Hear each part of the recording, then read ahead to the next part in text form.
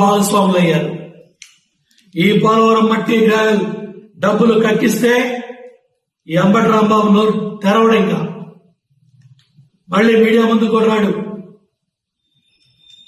ఇవాళ ఎవరైతే అగ్రిగోల్డ్ భూముల్లో కొట్టేసిన జోగి రమేష్ కావచ్చు, లేకపోతే పెడంలో దోచుకున్న జోగి కుటుంబం కావచ్చు, లేకపోతే గుడివాడ గుట్కాగాడి కావచ్చు, గన్నవరం వంశీ కావచ్చు, ఈ అంబటి రాంబాబు కావచ్చు, అనిల్ కుమార్ కావచ్చు, వీళ్ళందరూ కూడా పందికొక్కుల్లాగా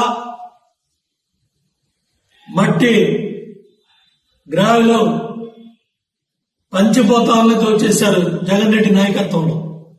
మీరా నీతులు చెప్పేది, మీరా శుద్ధులు చెప్పేది, నువ్వా రాంబాబు బయటకు వచ్చి మాట్లాడేది పోలవరం గురించి. పోలవరం డ్యాం గురించి మాట్లాడే ముందు పోలవరం మట్టి గ్రావెల్ కోట్ల క్యూబిక్ మీటర్ల లెక్కలు కట్టి కుప్పలో వేసి పెట్టాం మేము. ఈ 5 ఏళ్లలో ఆ కుప్పలన్నీ కూడా పందికొక్కులా దోచుకున్నారు మీ నాయకత్వంలో. జగన్ రెడ్డి, అంబటి రాంబాబు, అనిల్ కుమార్, మీ ముగ్గురు బాధ్యత తీసుకోవాలి. కోట్ల క్యూబిక్ మీటర్ల పోలవరం మట్టి గ్రావెల్ దగ్గర పోలవరం రైట్ కెనాల్, లెఫ్ట్ కెనాల్లో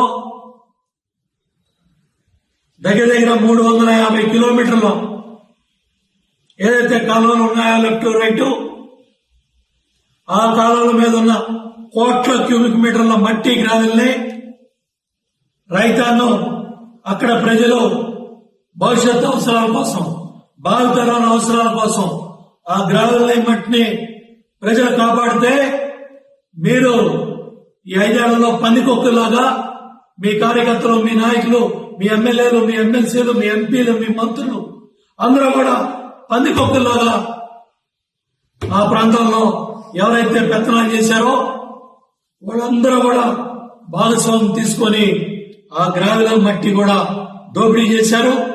ఆ గ్రావెల్ మట్టి కక్కిస్తే పోలవరం డ్యాం గురించి మీరు చేసిన అవినీతి అన్ని కూడా ఎండగట్టి విచారణ చేసి రెవెన్యూ రికవరీ యాక్ట్ ద్వారా ఈ డబ్బులన్నీ కక్కిస్తే ఈ దుర్మార్గులు మళ్లీ శాశ్వతంగా మరి ఈ వైసీపీ పార్టీ భూస్థాపితం అవుతుంది.